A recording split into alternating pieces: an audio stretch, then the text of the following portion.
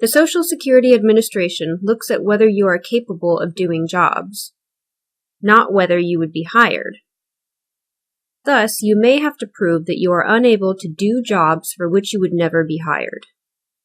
In some cases, the medical findings about your condition alone will cause the judge to find you disabled.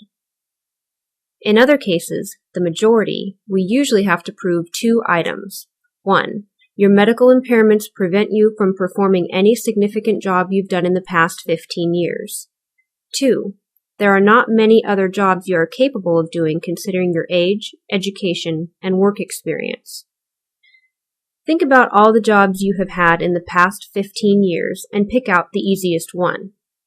If you did that easiest job long enough to learn how to do it and earned a minimum amount of money from that job, we have to prove that you cannot do that easiest job, even if we are certain you would never be hired for that job again, even if the company where you worked no longer exists, and even if the job is no longer available elsewhere. Proving the second item is even more complicated and opposed to common sense. In many cases, we have to prove that you are incapable of doing jobs that we know you would never actually be hired for. This does not mean that you have to be unable to do anything. In fact, very few people who go in front of an administrative law judge are unable to do any job at all. This is an important point to grasp because one way to determine disability is by figuring out what you can do. Then we can determine whether or not jobs within your capacity exist in significant numbers in the economy, considering your age, education, and work experience.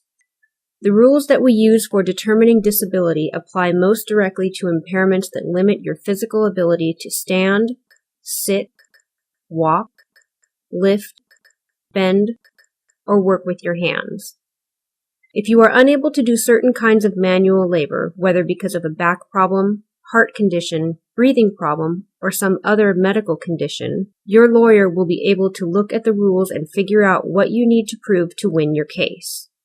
Here are some examples. If you are under age 50, the general rule is that you must prove that you cannot do an easy sit-down job or even a job where you are allowed to alternate sitting and standing during the workday. You have to prove this even though you might not be hired for such a job. If you are age 50 through 54, the general rule is that you must prove that you cannot do light work, that is, work involving being on your feet most of the day and lifting up to about 20 pounds. Thus, even though you might still be able to do a sit-down job, a desk job, you can still be found disabled.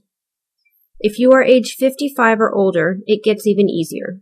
The general rule is that you must prove that you cannot do medium work, that is, work involving being on your feet for most of the day, frequently lifting 25 pounds, occasionally up to 50 pounds. Thus, you can even be capable of doing light work and still be found disabled. These issues can get complicated when you had jobs in the past where you learned a lot of skills. The judge will want to know about your work skills, and you must be able to explain them to the judge. How do we go about proving all of this? We do it at the hearing through your answers to questions from the judge and your lawyer.